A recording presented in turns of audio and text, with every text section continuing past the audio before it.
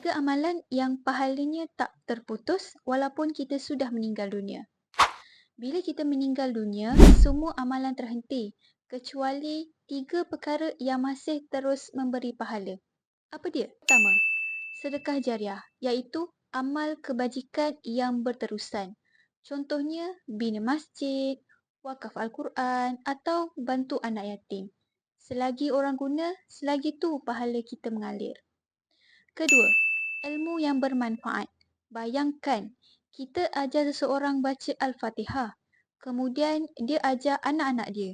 Dan anak-anak dia ajar orang lain. Pahalanya terus berjalan walaupun kita sudah tiada. Ketiga, anak soleh yang mendoakan. Didiklah anak jadi soleh dan solehah. Sebab doa mereka adalah hadiah paling berharga untuk kita di alam kubur. Semoga bermanfaat. Jangan lupa like, comment and share video ni.